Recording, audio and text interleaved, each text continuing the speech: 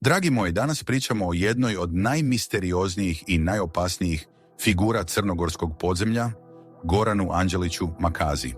Čovjeku koji je preživeo čak 9 atentata, koji je važio za opasnu glavu 90-ih i koji je iznenada preminuo. Njegova smrt šokirala je mnoge, a društvene mreže preplavile su čitulje i poruke saučešća. Ko je zaista bio Goran Anđelić? Kako je uspevao da izbegne sigurnu smrt? I zašto su ga neki nazivali crnogorskim Kristijanom Golubovićem? Život u senci kriminala Goran Anđelić, poznat pod nadimkom Makaza, rođen je u Baru i već od mladosti se našao u vrtlogu kriminalnog miljea. U vremenu kada su 90-te bile ispunjene ratovima, švercom i krvavim obračunima, on je stekao reputaciju čovjeka koji uvek izlazi živ iz smrtonosnih situacija. Njegova priča podsjeća na scenario nekog akcionog filma. 9 puta su pokušali da ga ubiju, 9 puta je preživeo. Prvi put bio je meta 1990. godine, kada je ranjen u pucnjavi kod nekadašnjeg hotela Agava. 4 godine kasnije, usred haosa i obračuna klanova, teško je ranjen u vatrenom okršaju u noćnom klubu Torine u Bečićima. Metaka je bilo svuda, ali Makaza je svaki put uspevao da preživi. Postao je simbol kriminalne istrajnosti, ali i čovjek koji, koliko god puta bio meta, uvek iznova ustaje. 9 atentata. Kako je preživeo? Ljudi su se pitali kako je moguće da neko preživi čak 9 napada na svoj život. Da li je imao sreće? Da li ga je neko iz senke štitio? Da li je bio samo bolji i brži od svojih neprijatelja? Njegovi poznanici tvrde da je bio izuzetno oprezan i da nikada nije verovao nikome. Vozio je blindirane automobile, menjao rute kretanja, uvek bio naoružan. Neki kažu da mu je upravo ta paranoja spasila život toliko puta. Ipak, svi su se pitali jedno. Da li će jednom doći trenutak kada sreća prestaje da ga prati? Iznenadna smrt. Šta se desilo? Na kraju nije ga ubio metak, nije stradao u nekoj eksploziji, niti u sačekuši. Izdao ga je sopstveni organizam. Goran Anđelić preminuo je iznenada, navodno od posljedica srčanog udara. Njegova smrt šokirala je sve koji su ga poznavali. Neko ko je preživeo toliko atentata, na kraju je izgubio život na potpuno nekriminalan način. Reakcije javnosti društvene mreže preplavile su poruke saučešća. Prijatelji i poznanici opraštaju se od njega rečima da je bio neuništiv čovjek, legenda crnogorskog podzemlja i čovjek koji je prkosio smrti. Mnogi se pitaju šta bi bilo da nije živeo takvim životom. Da li bi i dalje bio živ? Da li bi doživeo mirnu starost negdje daleko, daleko od kriminalnog miljea? Goran Anđelić Makaza bio je simbol jednog vremena. Vremena kriminalnih obračuna, krvavih sukoba i nemilosrdnih borbi za prevlast. Njegova priča nas podsjeća da život u senci kriminala uvek ima cenu. Neki plate svojom slobodom, neki svojim životom, a neki dugogodišnjim bekstvom i neprestanim strahom. Dragi moji, iako je Goran Anđelić Makaza bio poznat kao neuništiv čovjek podzemlja, njegovo ime ne bi opstalo toliko godina da nije bilo krvavih sukoba koji su obeležili crnogorsku i balkansku kriminalnu scenu. Kako je uopšte dospeo u takvo okruženje? Ko su bili njegovi neprijatelji?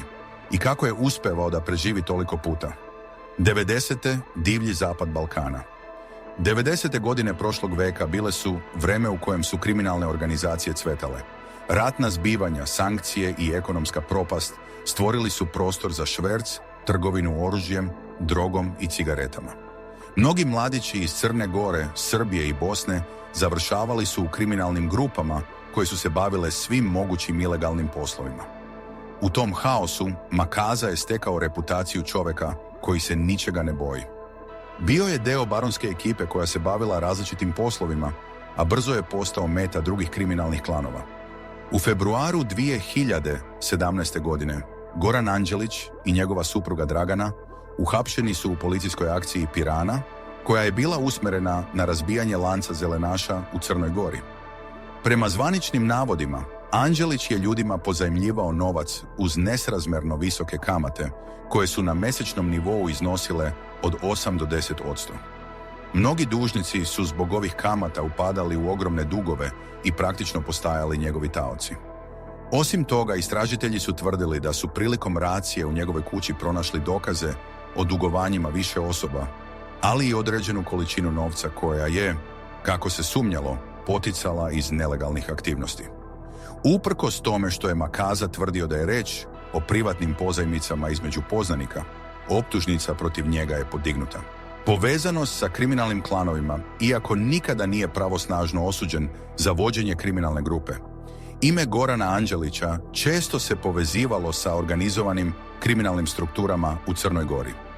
Mediji su ga dovodili u vezu sa raznim kriminalnim grupama koje su se bavile reketiranjem, preprodajom droge i ilegalnim poslovima u regionu. Njegova moć u podzemlju bila je tolika da su mnogi tvrdili da je u više navrata izbjegao hapšenje zahvaljujući svojim političkim i policijskim vezama. Također poznato je da su pokušaji atentata na njega uglavnom dolazili iz redova rivalskih kriminalnih organizacija, što sugeriše da je imao značajan utjecaj u tom svetu. Atentati 9 puta na meti smrti. Prvi put su pokušali da ga likvidiraju još ranih 90-ih, kada je pogođen u napadu kod hotela Agava u Baru. Metak ga je jedva okrznuo, a mnogi su tada pomislili da je samo imao sreće. Ali kako je vreme prolazilo, Makaza je postajao sve oprezniji. Svaki napad na njega bio je sve sofisticiraniji, ali on je uvek uspevao da izbegne smrt. 1994. godine napadnut u Bečićima, ranjen u vatrenom obračunu. 1997. godine u eksploziji bombe ispod njegovog automobila uspeva da izvuče živu glavu. 2000. godine preživeo sačekušu u Budvi, gdje je ubijen njegov blizak saradnik. 2003. godine pokušaj likvidacije u Podgorici, napadači pobegli. 2005. godine još jedan napad na otvorenom u Baru, pogođen u ruku. Iako je u nekoliko navrata bio teško ranjen, svaki put je uspevao da se oporavi i vrati još jači. Zbog toga su ga nazivali čovekom sa 9 života. Ko je želeo njegovu smrt? U svetu kriminala neprijatelji se ne prave samo zbog dugova ili teritorijalnih sukoba. Nekada je dovoljno biti na pogrešnom mjestu u pogrešno vreme, nekada nekom stati na žulj, a nekada jednostavno postati suviše moćan da bi neko mogao da te ignoriše. Makaza je godinama imao saveznike i neprijatelje u više kriminalnih grupa. Sukobljavao se sa barskim, budvanskim i podgoričkim klanovima, a neki izvori tvrde da je imao i ozbiljne nesuglasice sa pojedinim beogradskim grupama. Nikada nije bilo jasno ko je sve želeo njegovu smrt, jer su napadi na njega dolazili iz različitih pravaca i u različitim periodima. Ali ono što je bilo jasno jeste da je svaka nova likvidacija na Balkanu otvarala prostor za novu krvnu osvetu. Kako je izbjegavao smrt? Jedan od njegovih poznanika jednom je rekao: Makaza je imao više života nego mačka. Bio je uvek na korak ispred neprijatelja. Njegova paranoja bila je ključ njegovog opstanka. Nikada nije koristio isti automobil duže od nekoliko nedelja. Uvek je menjao telefone. Retko je spavao na istom mestu 2 noći zaredom. I što je najvažnije, imao je mrežu ljudi koji su mu dojavljivali informacije. To mu je omogućilo da izbjegne smrt čak 9 puta. Neočekivan kraj, srce jače od metaka nije izdržalo. Na kraju nije ga ubio metak. Srce ga je izdalo. Njegova smrt bila je iznenadna, ali možda ne i neočekivana. Život koji je vodio ostavio je trag na njegovom zdravlju. Ipak, ono što je najčudnije u celoj priči jeste da su mnogi njegovi prijatelji i neprijatelji očekivali drugačiji kraj. Niko nije mislio da će doživjeti prirodnu smrt. Njegova priča postala je deo balkanske kriminalne legende, a njegovo ime biće upisano u istoriju podzemlja kao jedno od onih koje je prkosilo smrti duže nego što je iko mislio da je moguće.